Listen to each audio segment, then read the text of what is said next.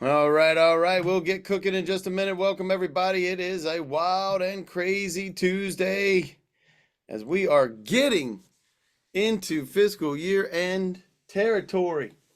So, welcome, everyone.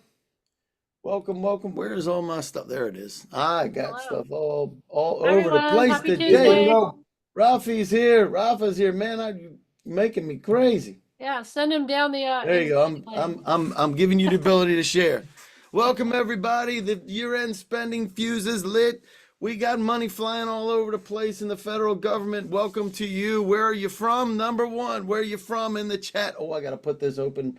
I gotta open up the chat. Hold on. Don't type anything. Yeah, don't tell me. Everything's got to go to everybody. I got to make this work. To everybody. All right, there we go. All right. Everybody. So now everybody can put it in. Now put in where you're from and what's your one word in doing business with the federal government. Because the government is spending money, right, Rafa? Tons of it. More than $1 trillion. Tons of it.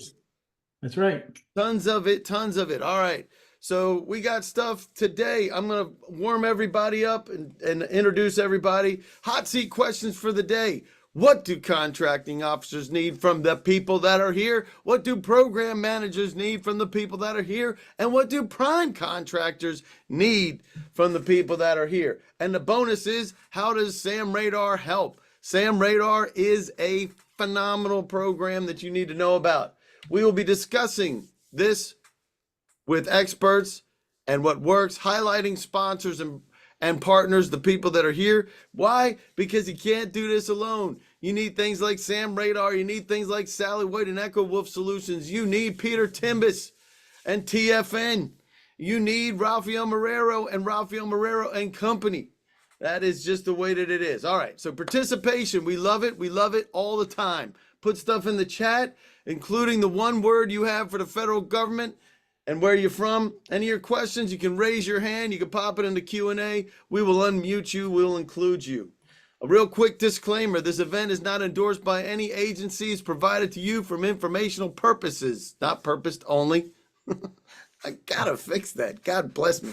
All right. It doesn't guarantee a contract award. And if you're a Govy, we love Govies, don't we, Sally? We love them. We love Govies. We love Govies. And you can participate in this. And it's not an indication or endorsement to commit or commitment to purchase from any vendor. All right. I got through that part. All right, let's get to know each other a little bit. Now, and we'll get to know you, and we'll talk to a little bit about us. I gotta grab the chat. Gotta grab the stuff for the for where we are. Hold on 1 second. I need to while grab you're doing that, we from have Jay Talbot from Gilbert. Woohoo! Jay Talbot is all awesome, Linda man. from Atlanta with a past he's the GSA man. background. Wonderful, Linda. Super. All right. There's going to be an update to this. There's an old file in here, and I'm going to make sure it gets updated for everybody. But I'm going to put into the chat Aloha, Tina. the handouts for today. And this is going to everybody. Here's the handouts for today. Where is it? Come on, you can do it. We have an AI assistant. We have an AI assistant. Skype, I need to pull this from, pay no attention to man behind the curtain. I need to grab this. What is happening? Here we go. I need to copy this and paste it here because all these. So what I mean by this is I'm going to replace this at the end of the day. I'm going to get this fiscal year to date spending updated because we have a new June version of that. All right. So that you got the handouts. Everything's going to be good. What's your one word for doing business with the federal government? What is your one word? Anybody got one word? Do I see anything? Let's see. Money, says Sally White. Crazy, says Jay Talbot. Anybody got their one word? Put it into the chat. Daunting, that's another one. Tina says 2 words. Tina says BS. You gotta love that. You gotta love that, Tina. Gotta love it. Mahalo, Tina. Tina's calling from Hawaii. From Hawaii? That's pretty early. Really? That's crazy. Yeah. That's She's pretty up at far. 6. That's pretty far. So getting to know each other. Pop your stuff in here. How long you been in business? Have you ever won any direct federal contracts? Or maybe you're doing work as a sub, or maybe you're just brand spanking new and you're not doing work in the federal government yet. And have you ever been to one of these sessions before? Love it. We got a bunch of folks that have been here before. Come on now. Let me make sure I'm on the right thing. All right, come on now. Words for the federal government. One word. This is going to be audience participation, or I'm going to start telling jokes. This is the interactive part. 34 Yeah. participants from all over the country, and so this is where we interact. All right. So I'm going to introduce, while you're answering those questions, I'm going to introduce the folks that are here. We got Rafael Marrero, who helps folks with capability statements. We're going to be talking a lot about that, Rafa. Absolutely. Right. Yep. We're going to talk about and your ability to help create capabilities briefings, maybe even some videos, making sure the website's tight, looking for government. I love what you do on business cards too, making them little capability statements. So we got Rafa. If your marketing team says, I don't understand what these federal things are, I don't know what a capability statement is, then you got the wrong people looking at your stuff, right, Rafa? Chances are you're in the wrong place. You're in the wrong place, baby. So, so there you can see what Rafa does here. I love his capabilities business cards because it lets people know that you belong. And if you don't belong, people know it. I know it. And so Sally White we have with Echo Wolf Solutions. She's got to leave in just a couple minutes and get on with some highfalutin people with the government.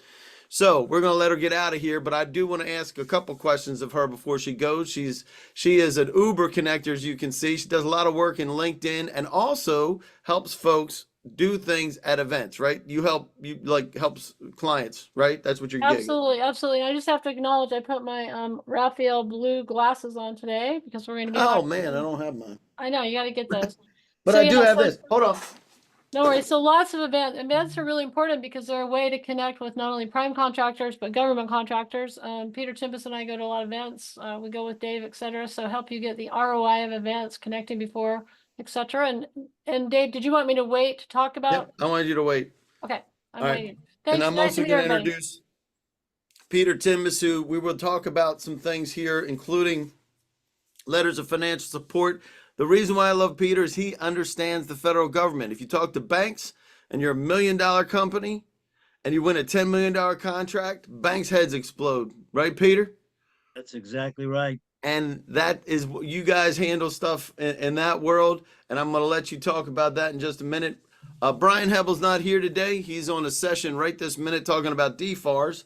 So he's not going to be joining us, but he also is involved with what we do here. He's an insider, been in there for a long time. And so I am the CEO of ISI Federal, and I don't have the blue glasses, Rafa, but I do have my hat. I got my hat, baby. I got my Uncle Sam hat. So you got the secret sauce hat. I do have the secret sauce hat. Speaking of secret sauce, share the book. You got the book handy? Your book? Your book, not my book. My book doesn't exist yet. Your book? Yeah, my book. Yeah, I got your.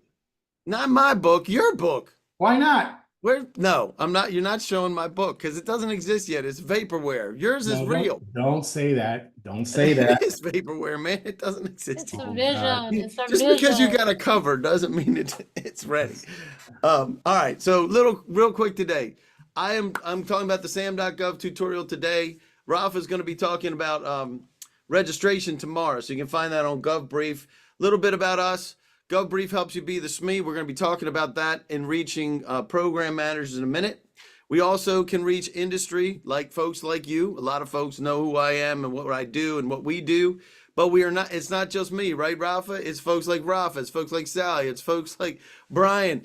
It's a whole bunch of folks. In fact, we have unsolicited proposal next week with a current federal program manager. Now I'm telling you, that's a crazy great session. So find that out on GovBrief. If you want to be an expert, we're going to talk about that too.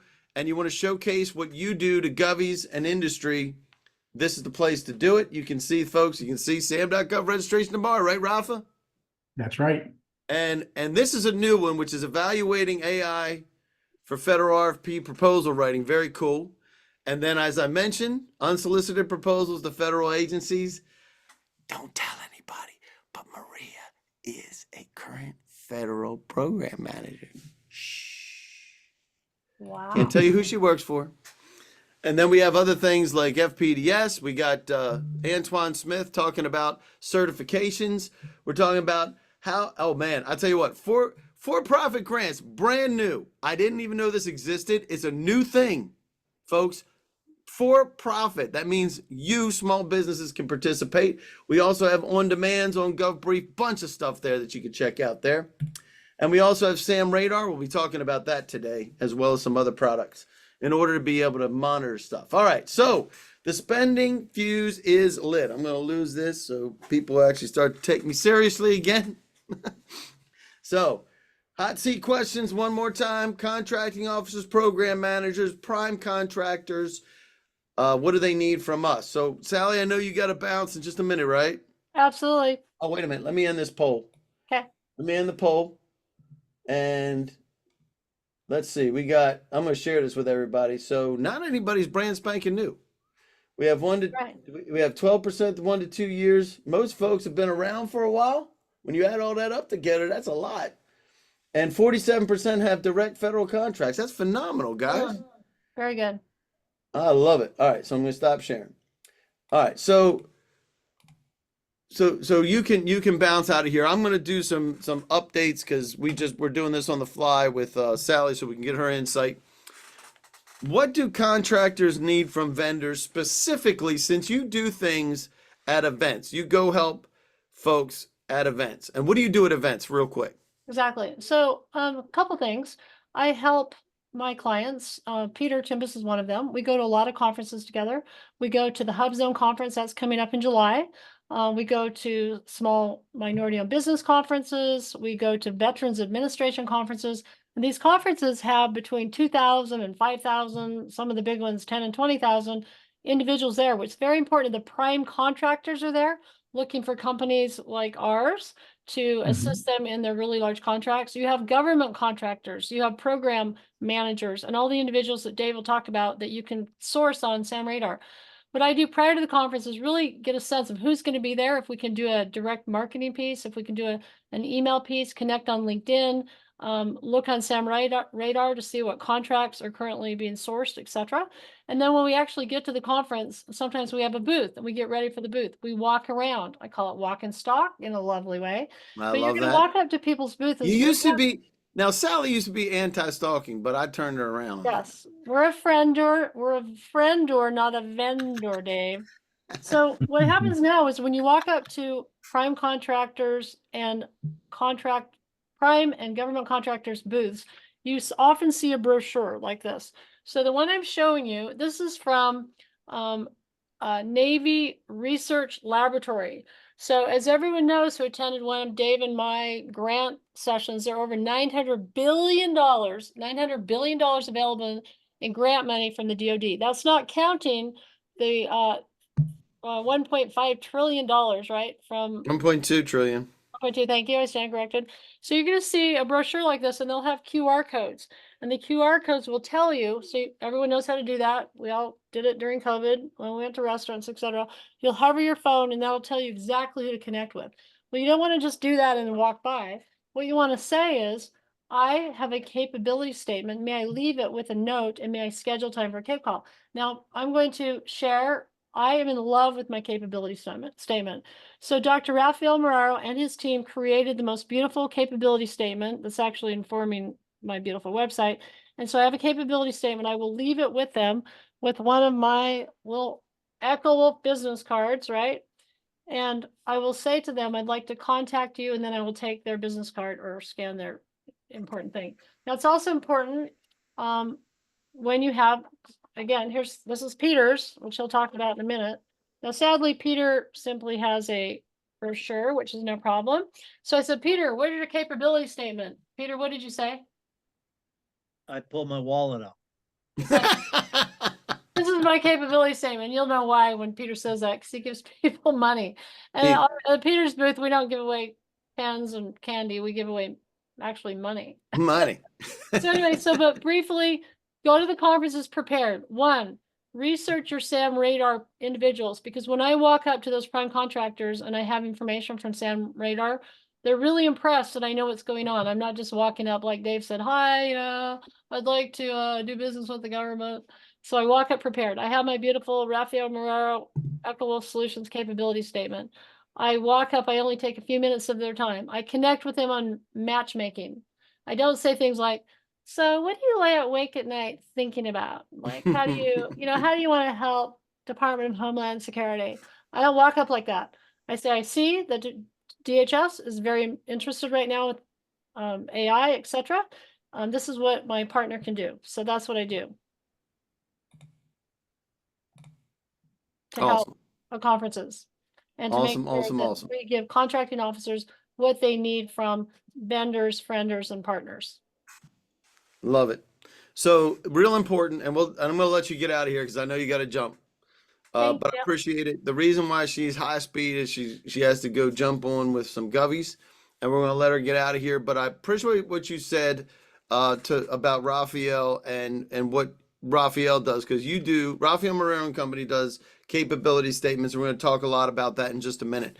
I'm gonna back up now that Sally got to be able to say kind of her overview, what she does. She takes those capability statements, really, really important that those resonate with the right people. So I'm going to just take a step back and I'm going to talk about the market itself, right? If you're talking about who are the people, who are the key people that you're going to be playing with, you have your politicals, they're the political appointees. Right underneath of them are your senior executive services, and those people are the top level bureaucrats that run the agencies, right? And then beneath them, it splits. You have program managers that care about getting the job done, and you have procurement people, contracting officers, contracting specialists that care about getting the contract done. This is really important because, Rafa, we have to resonate with both, right? Absolutely. Yep. We got to resonate with both. And this is how it works. Program managers have a need. They're the ones that develop this. They say, I have to get this job done. I need a company that can do this work. And then they say, this is what it looks like. They take that and throw it over the fence to procurement. And on the winnable opportunity matrix, which is in the handouts, in the session handouts, you're talking about the contracting officer is the one that gets that information and says, I need a company to do this work. I got to find this company and I got to contract with this company. They are the only ones that have the authority to bind the government in a contract with you. Program managers can't. It's illegal for them to do it. Now, some of them may have P cards, still can use those. There's potential there, and that's a credit card, by the way. But most of the time when we're talking about contracts, we're talking about a contracting officer that gets that solicitation and puts it out. Now, here's the deal with contracting officers.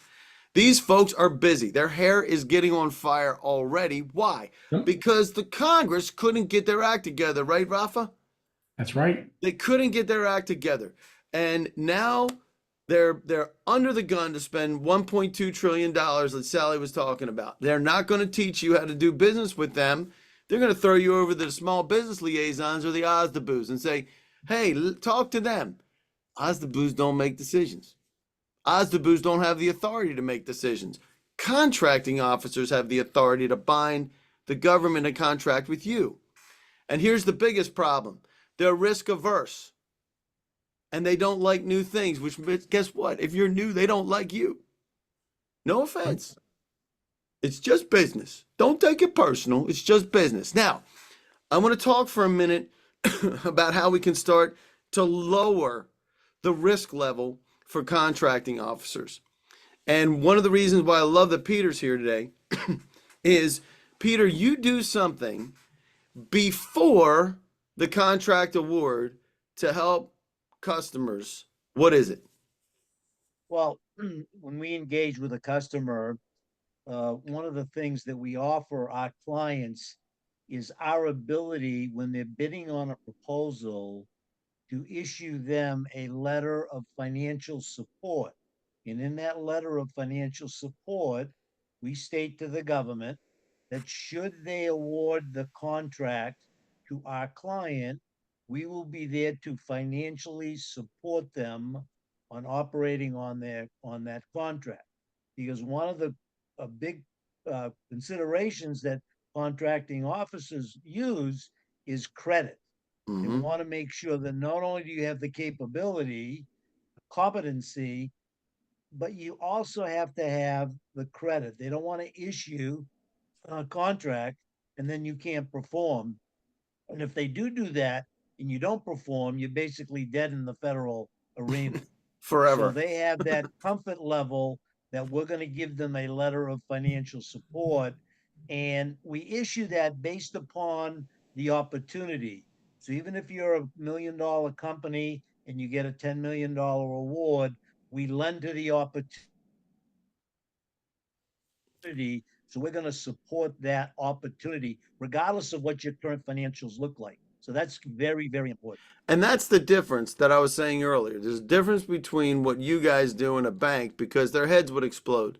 I'm talking with banks now, and some of the banks are starting to get it a little bit, but the larger banks that have the financial wherewithal to do it, they really have a hard time with federal contractors because it just doesn't operate like the commercial space, right, Peter? Yeah, not only do they have problems with that, but they have problems with the numbers. So if you're a $1 million company, you may have a $250,000 line of credit Mm-hmm. because they lend on your financial statements. They Yep. lend.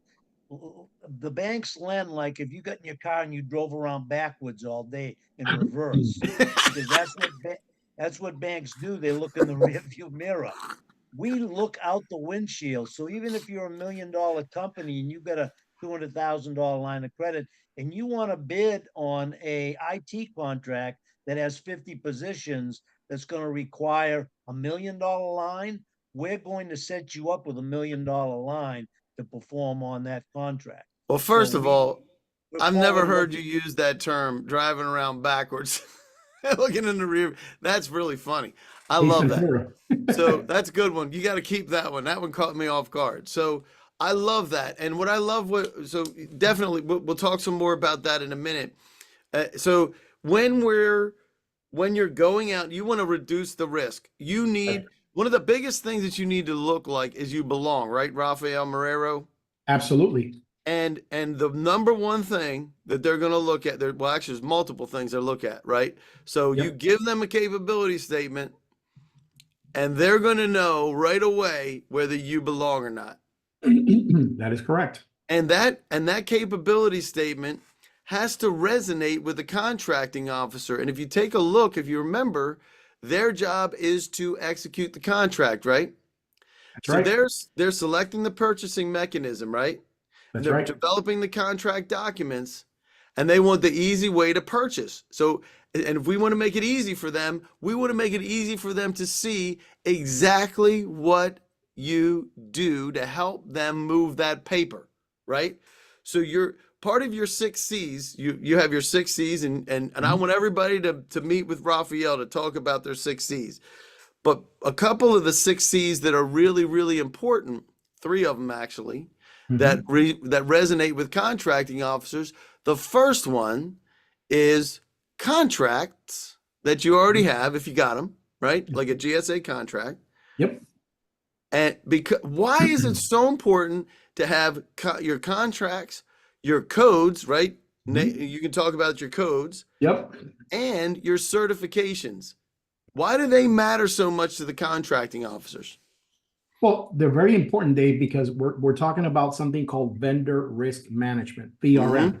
It's the framework that those of us that are practitioners in supply chain management and institutional supply chains, such as the federal government or the large private sector and industry, need to look at in order to mitigate risk. Why? Because in the case of the government, you have tax dollars. In the case of the private sector, your shareholder money. So you need to make sure that you have a fiduciary responsibility, and you have to make sure that you are held to the highest standards and that you're not putting your shareholder dollars at risk by taking an irresponsible, by making an irresponsible decision or a subjective decision just because you like someone, or they go to your same church, or you play baseball with them on the weekends, right? You need to base it on criteria that is defined according to the federal acquisition regulations. Now, is it true that contracting officers and others have biases? Of course, we all do. We all have preferences. We all have a favorite hairstylist or a heart surgeon or a mechanic that we take our car to.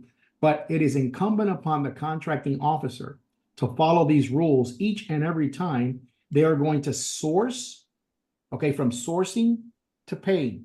So source to pay, that entire life cycle has to abide by these guidelines, and they have to make sure, number one, that you meet the 6Cs. They need to make sure that you are performing in the right NAICS and PSC codes, because that means that you have something called relevant past performance in those codes, right? And that tracks back to what the program office is requesting. So they're satisfying their internal customer needs and checking that box off, right? Because they get evaluated by their internal customers also, aside from their top management. Secondly, are you on the contracting vehicles of choice to them? Ooh. Multiple award schedules and GSA schedules are not the end all be all. You may have an IDIQ and not necessarily a GSA schedule that's running in that agency. So, Oh, so true. so multiple awards, sometimes GSA schedules actually only account for a small fraction, Dave. You're talking about less than $40 billion out of a total of $1 trillion. If you do the numbers, you're looking at a very small percentage of the overall acquisition strategies for the government. So keep that in mind. Don't lead with a specific GSA schedule. If you do need one, because that's the one that your agency prefers, then I suggest you start working on it when you qualify and you are suitable for it. Also, they're looking for client references, right? That's another one of the C's that I like to look at.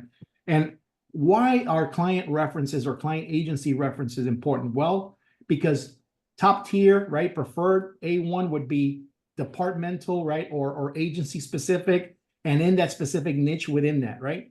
And you want to mitigate something called risk, because you're risk averse by definition.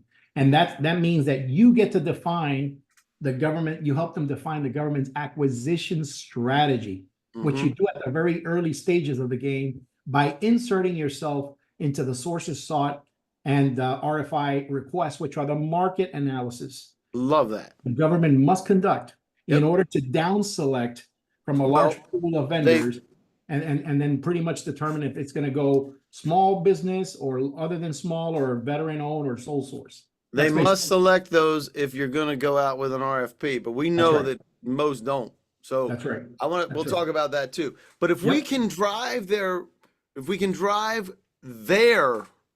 opinion of us and our risk to them down by providing great information in the capability statement, providing what Peter was talking about with the letter of financial support. Hey, I'm real. Hey, I belong here. Hey, I understand what you need from me. And now I loved what you just said, Rafa, and that is, hey, ask the contracting officer what their preferred method is for purchasing what you sell. That's right. It's a beautiful question, because in order for them to answer that question, they have to know what you sell, first of all. And if they didn't know who you were, if you take a look at this, by the way, this is from the Winnable Opportunity Matrix.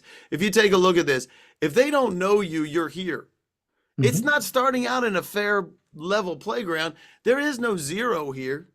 They don't know you. That's a risk to you, and that's a risk to them.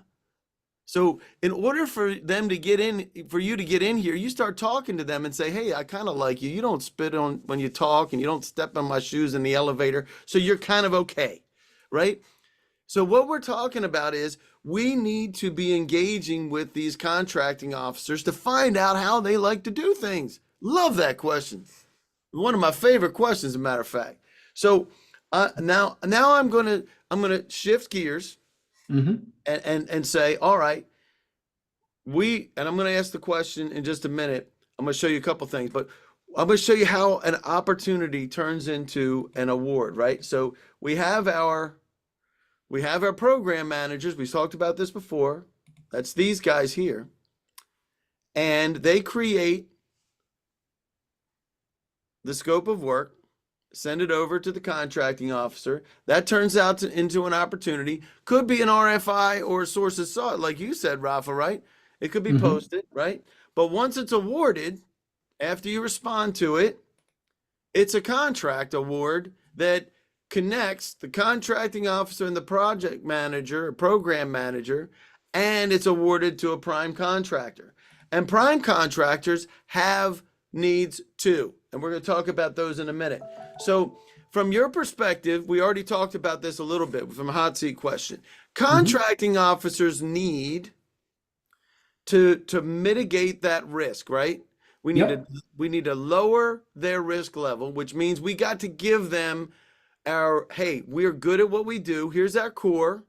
We're good at what we do. It operates in these codes. You mentioned NAICS and product service codes, right? Right. NAICS and PSCs. Right. And we can give them, hey, we're financially stable. That's right. That's very important. Very important. And here's our past performance, even if it may be commercial. But if we're asking them about how they like to buy, we want to get them the fastest way to purchase. Some of them like GSA, some of them hate GSA. I have talked to contracting officers that hate GSA. Yep. Just like a lot of us hate GSA for different reasons, right? So on the outside, we want to make it easy for them to do that. All right, I'm going to break off for a second. I'm going to talk about how, remember the bonus is how does SAM Radar help? Well, here's how it helps. A 2-minute drill. 2-minute challenge is what I'm asking from everybody. I'm saying, hey, can you, in 2 minutes, review your email and click to contact a buyer that SAM Radar says, this person's operating in your space. This person is swimming in your pool, right? And the reason being, and I'm going to show you why this is, 98% never shows up on sam.gov. It's not going out as an RFI. It's not going out as an RFP. The FAR gives contracting officers the ability to purchase by just selecting a few vendors, and it meets the requirements. How, you don't believe me? I'm going to show you. These are in the handouts, by the way, and this will be updated with the latest version.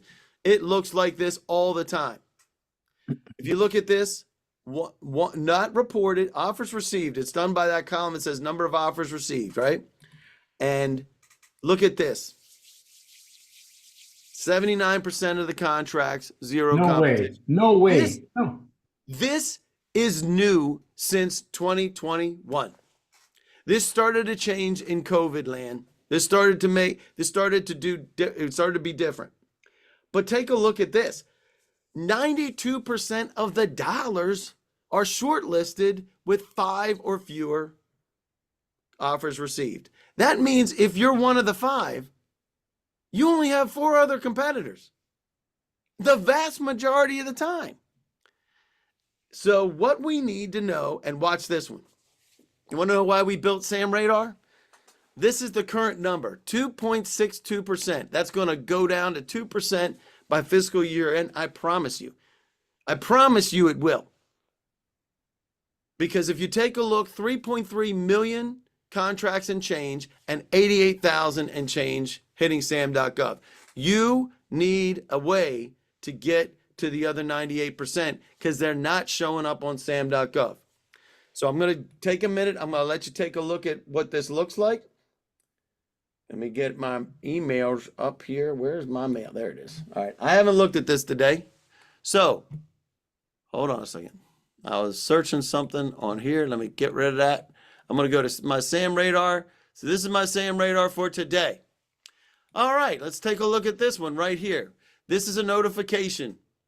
Why do we use email? Because you live in email and we don't want to suck you down life into the world of an app. You can always log in and check stuff out. Here's an award. When was it awarded? Yesterday. Number of offers received, 1. Right? And it's to increase funding. So that's why there's only 1 offer received. They're already the incumbent. But it's a new order. Now take a look at this one. How about this? 1.3 million and change just the other day. Number of offers received, 1. And it's a BPA call. A BPA call is never going to hit sam.gov. It'll hit it on the original potentially. So what we're going to say is, all right, let's see if we can find one that is, here's one that's not reported, which also means 1. Just the other day for 91,000 and change. This is a delivery order, so it's either an IDIQ or it's a one-off. So what do we want to do? All I want to do in the 2-minute, here's your 2-minute drill. Wendy Bell is, take a look at this. She created it, she modified it, and she approved it. She is the one contact that's going to be involved in this. One thing I want you to do, click this button and say, hey, I want to chat with you about the award to Rigel Communication on 6/6. That's all we want to do. 2 minutes is what I'm saying is all it takes to be able to start injecting yourself in the spot. Now, I recommend that you don't even tell them your capabilities yet. I recommend that you say, I want to chat. Tell me how that worked with Rigel. So that way, then you can tailor your capability statement to what they need.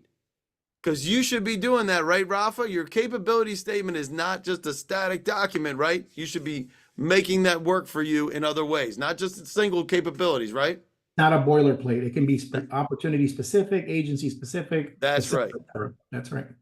So that's how SAM Radar works. In order to reach out and engage on that, I'm going to ask a question now. What do you need help with? Do you need help with your contracting officers? Do you need help with a capability statement? Because that's Rafa. Do you need knowing contracting officers in your market? That's SAM Radar, as well as what we do. Do you need help with connecting with them? Sally helps with that. Rafa helps with that. I help with that. So does Peter, right?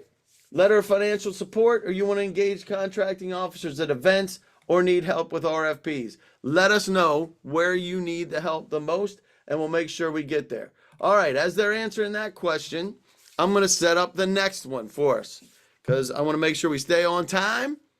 So we got the background, right? We got the background about how solicitations work. Program managers are the ones that create that work. They're the ones that are going to define what the work is. They're the ones that are going to be in charge. Right. Right? So you're going to have one side of the house are the people that do the buying. The other side of the house are the people that are in charge and getting the job done. So let's talk a little bit about this. I want to introduce this, and then we're going to ask the next question. So project managers or program managers, it depends on the agency which one they use, by the way. So if we're looking at this from a standpoint, initiatives can come down from the president, right, Rafa? It can come down from the president. It can also come down because that agency is responsible for implementing certain things in order to meet their mission. So that's one of the things I think is real important with what you said about your capability statement is you want to make sure that it's in line with what the agency needs at the top level, right?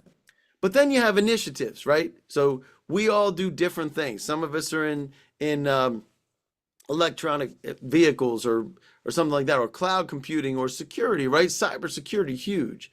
Then you also have cost cutting and savings. They always say they want to save money. I'm always skeptical, just saying. I'm always skeptical. And then you have political things. You can see that what's happening, whether you agree with it or not. I don't want to get into the political debate of what's happening from the White House or what's going to happen in the next White House. The fact of the matter is they're going to get their fingerprints on it, and they're going to change the direction of the spending.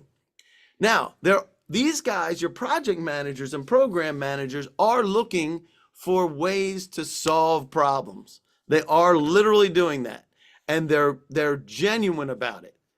Now, this is where you get to be able to get your fingerprints on it. And I'm gonna say something that a lot of people may not believe, but if you don't understand that by the time it hits sam.gov, somebody's already got their fingerprints on it. That means if you didn't do it, your competition did. And if your competition has their fingerprints on it, they have an unfair advantage. Does everybody agree with that? That's right. That's right. They have an unfair advantage because they've been talking and they've been doing it sometimes for years. Maybe they're the incumbent and they keep putting their fingerprints on it. Now, if you go into an RFP thinking, oh, this is all just full and open and it's okay because I can do this and I can meet all these points, you're still behind the game. Yep. Because they don't know who you are. Because that scope has already been influenced. The requirements are influenced. The capabilities that they're going to ask for from the company have already been influenced because they want to get the job done right, and they're going to go to somebody they know. I'm going to close this poll so that we can get, I'll make sure I get, because that's on my screen. You guys don't see it, but if you already answered the poll, but I appreciate you guys answering that, and we will do our best to be able to do that. All right. So, Rafael Moreira, this is really in your wheelhouse. Yep. From the capability standpoint, Yep. what do program managers need from us if we want to be successful in resonating with them? Oh, we want to show this is where you get to shine. You get to show them how good of a job you've done in the past with key metrics. For example, if you're involved in cybersecurity, you may want to call out your IT security, your cybersecurity certifications. What percentage of your staff is certified in which domains and which disciplines, right? How many CISPs you have? How many people have undergone the Cyber Warrior program at My Computer Career, for example, right? They have a great program right there. Right now, there's a challenge with open source intelligence, right? How many people do you have on the bench that are certified in OSINT, right? And this, you're talking about like a socioeconomic certification. No, You're talking about a professional industry certification. Industry professional, right? That's right. That's right. So one of the C's that people typically overlook when they talk about certifications, they're talking about not just small business certifications. They're also talking about your professional industry qualifications and your certificates of competencies, the COCs. And this is important because one stamp gives you a rubber stamp stating that you belong to a specific socioeconomic group, and then you've been vetted as such. The other actually speaks to your ability to execute on within specific parameters and your level of mastery for a specific domain or subject matter. It's important that you call out both. So on a capability statement addressed to a program manager, you want to emphasize on-time delivery with percentages, right? With metrics, scope compliant projects that you've completed in their wheelhouse, maybe some success stories, maybe some client testimonials. Those are the things that they're looking for. Okay. You want to map your experience to their needs to show that you are aligned, right? And how well you did in the previous project, because they're not looking for boneheads. They're looking for people to fall in line, follow the party line, and just, accomplish the mission objectives here. That's right. And so I do have something. So one question Tina had or a comment is, in some contract bids that way because they're the only one that bids. That's correct. Because they're the only one that even knows that it exists. Yep. And then Tina also says, what about Dunn's number or the cage code? And absolutely, you want to, even though Dunn's is kind of sunset, I would still leave that on there, right? Well, I would leave that on there because the banking world uses it. Number one, I think it was a big mistake for the government to do away with the Dunn's and bring in the UEI, because the financial world uses the Dun and Bradstreet nomenclature. That's very important. Number two, you should always have it because they're still kind of migrating in the systems. Sometimes when you look at Cage or you look at UEI, the old legacy. The Cage is staying. Well, the UEI is new, but the Cage is not going away because DLA does that. Understood, Dave. But sometimes when we've done our queries in SAM, like the SAM profiles, there's a discrepancy because of a comma. No way. There's discrepancies in the government programs? Can you believe that? Impossible. Can you believe that? Freaking impossible. Sometimes it even has to do with a misplaced comma that goes back to when you registered the company. So my gosh. So because of that reason, I always recommend that in the codes section, you have your PSC, your NAICS codes, your PSC codes, that you also have all of your DUNS, UEI, and Cage code, right? Yeah, have I all agree. Information.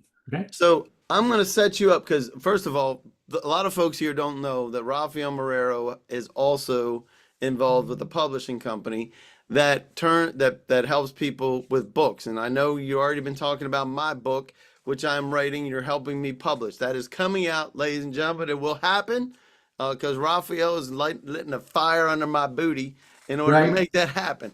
So we're not going to talk about my book, but I want to talk I do about have my cover here. Yep. the importance of being a subject matter expert, or the SME. How important is that they are elevated to the SME status for program managers? And that's very important, Dave, because remember, they're looking for expert and on-time delivery and compliant delivery of their goals. If I can go back to the whole relationship between project, program, and portfolio management, which is really what we're talking about here, program managers are actually a step up from project managers. A program manager is more of a CEO of a business unit. if you really compare it in terms of hierarchy. You know, Yep. above a program manager, you have administrators and directors, really, but a program manager can be in charge of a combatant command. For example, an account manager for Southcom at SAIC could be a vice president, just so you know. Because one of our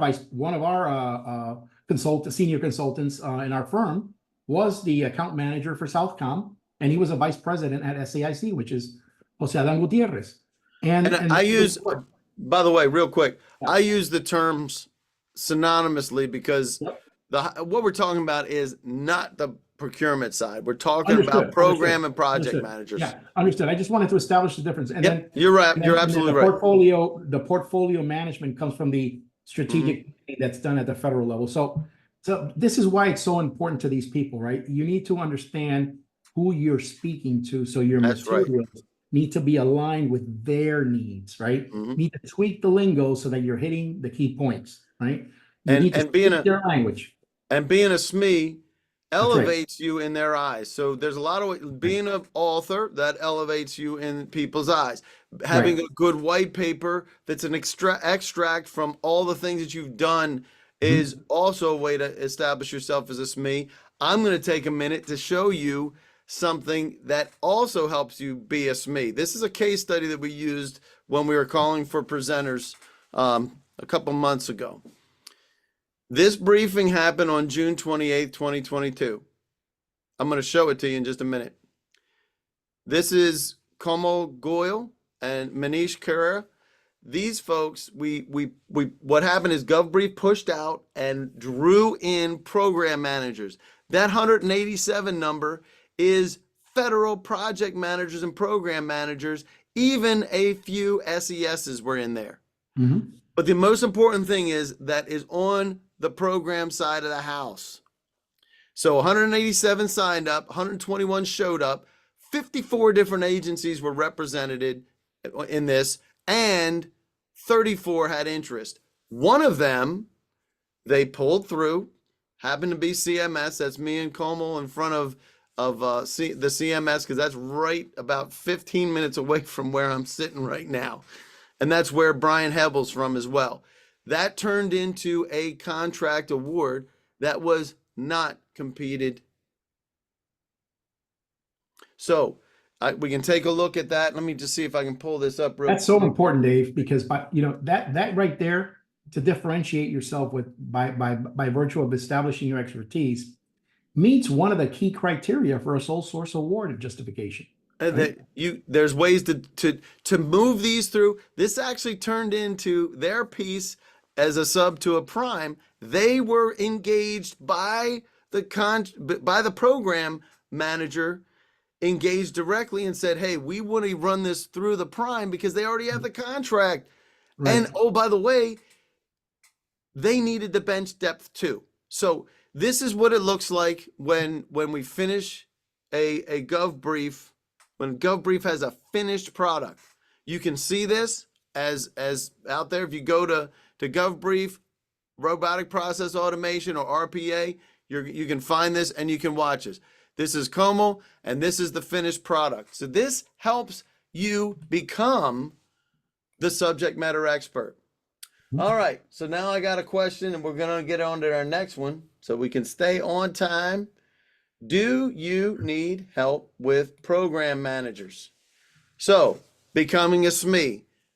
I think it's one of the most important things, by the way.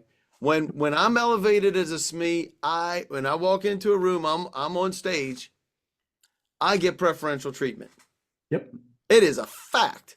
And when we've done stuff together, Rafa, and we've been all over this country. Fantastic. Yeah, fantastic. So we wind up doing things together, and people regard us as subject matter experts. The people that are here, and you should, because we are. We are subject matter experts in this field. So you becoming one is really, really important. And that's what GovBrief was built for, was actually to reach Govies. Hey, we're also doing it to reach industry. Hint, hint, I'm doing something for today. Rafa's doing something tomorrow. All right. So the next part that we're talking about, just to set it up. Now, program manager throws over the fence to a contracting officer, becomes an opportunity, And we can craft these opportunities, by the way, 98% of the time, these are happening without going out to sam.gov, right? Mhm. And about 88% of the time, it's not part of one of the IDIQs or BPAs that everybody's using. There's over 10,000 BPAs out there, over 10,000 of them. That means the government can buy off of any one of these vehicles. It's our job to be able to market to them. So, but this becomes an opportunity, which then gets an award, which is a prime. Now we're going to talk about prime contractors. And you led right into it, Rafa. Prime contractors bid on projects and they win, right? That's right. These people have an unfair advantage because they already have relationship with the contracting officer, the program managers, and the cores. That's the TR. So the cores are the ones that are giving your CPARs, your grade on how well you've done that contract. They are in under the tent, which is an insane advantage. Mhm. It's unbelievable the level of advantage that the incumbents have. So we need to break this pattern. That's what we want to do. If we're going direct to the program managers and the contracting officers. But we also know that they're already got the money and they need to get the job done and they want to be profitable. They need to be profitable, right? Right? Hey, Peter, how important is it for a contractor to be profitable? Extremely. If you want to survive, some just survive and some thrive, right? Correct. And they also need resources like you. Everybody here is wants to provide resources. You want to provide resources. We provide resources, and they need to meet their small business goals. So, Rafael Marrero introduced a couple of things in the supply chain for the prime contractors, because you did a lot of this prime contracting and you did a lot of vetting for primes and big prime, right? Yep. Like really big. Like really big crimes. Like really big. So Yeah. you were vetting them. What do prime contractors need from the people that are here? Well, one of the things that we requested, right? We had a subcontracting manager first and foremost that was in charge of getting all the paperwork squared away to make sure that they fit the bill. That was one part of the equation. We had vendor managers that were in charge of sourcing and identifying and interviewing people. We had attorneys that exchanged paper with them. We had insurance experts, others that were experts in quality and safety that did different types of. So we had a whole shop of people that were vetting vendors out. Yeah. From a So what do they technical need? perspective. What do they need? They need documentation and proof that they can meet the specs, right? Mhm. They need for example, they need copies of your insurance. They need copies of your OSHA logs if you're in construction, your EMR records, right? So all the paperwork, they need the paperwork. Right. And what do they need in order to be able to crack in and get your attention? In What do they order need? How do they get your attention as a prime? Well, as a prime is that they tell you, well, I have a contract and I need to fill this contract with a small business subcontracting plan. You can have a part of this, a piece of this pie, and I need you to provide this, that, and the other to see if you qualify for my scope. They have to comply with this no matter what. They have to comply. They have to right. comply. So they need to meet their small business goals. That's one of the Right. things. Right. And who of us have 100% of the resources we need right this minute? Anybody here? If anybody here says they got 100% of what they need, you're lying to yourself and everybody else on this call. Nobody here has 100% of what they do, of what they need, right? That's why teaming is important, Dave, and that's why Catherine's asking the question, how do you connect with primes? Catherine, thank you for that softball meatball that's coming down the pipe, because I'm about to crush it.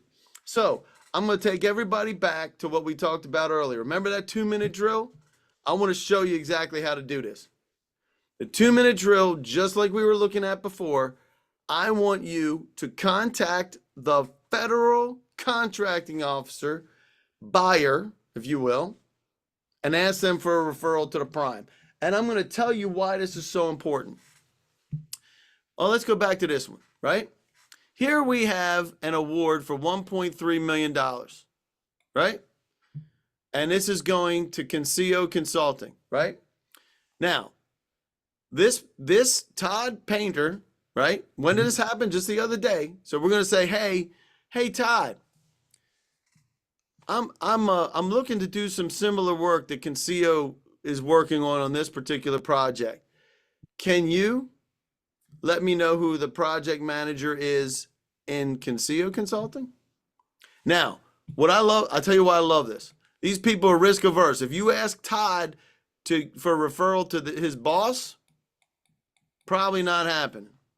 If you ask Todd for a referral to the PM internally with Department of State, might happen, better than the boss, but it might not happen.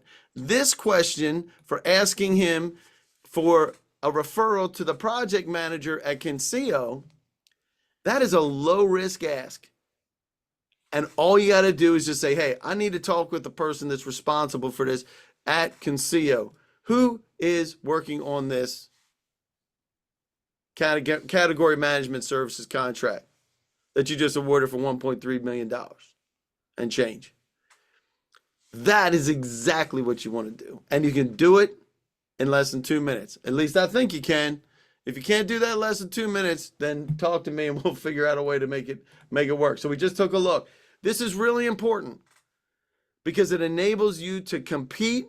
It enables you to start to get your feet wet, right? How important is it to work with primes if you've never done a federal contract before and work as a sub to a prime, Rafa? It's fundamental, Dave. It's fundamental. Yeah.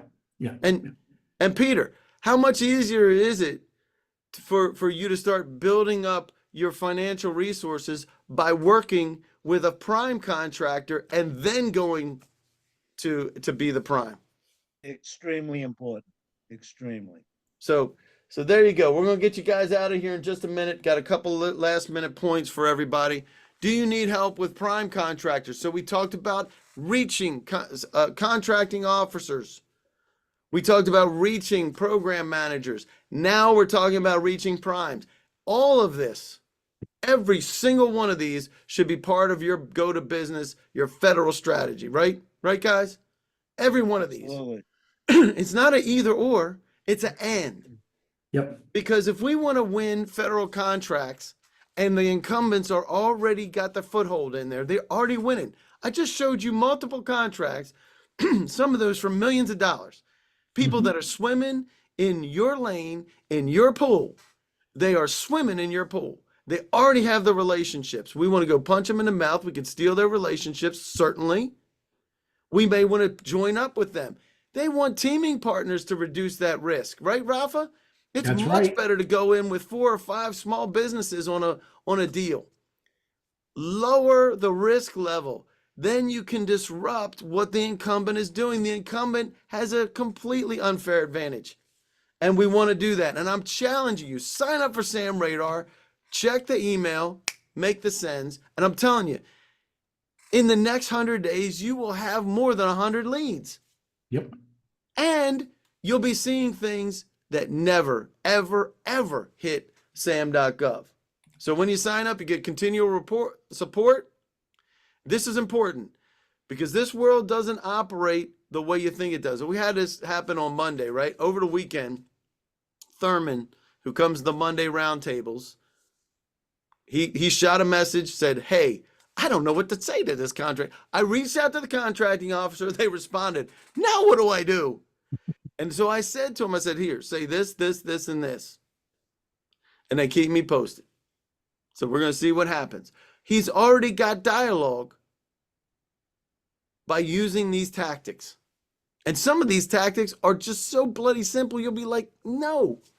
Some of the people that you're going to meet on the Monday roundtables, we had one where Rob said, hey, he said, one line email. And they're like, well, we want to say all this, this, and this. Stop it. Just hit the send button. No, we want to say how we want to include all these bullet points on everything. No, hit the send button. Hit the send button. Guess what? 4 out of 6 responded. Come on now. That's really, really good. So you can also lock in the savings, sign up, do the 2-minute drill. Challenge me on that. We have 111 days. If we want to be in here, you gotta get moving. So reach out to Rafa. And if you answered any of those questions, you're going to have Rafa and Peter and Sally and somebody from my team. So you can reach out to Rafa. Here's his direct information. That is a direct information, right, Rafa? That's right. It goes right to you. Reach out to Sally, because I can tell you she is a mad, crazy lady running around with govies. That's all I got to say. And she needs to know about you, and you need to know what she's doing.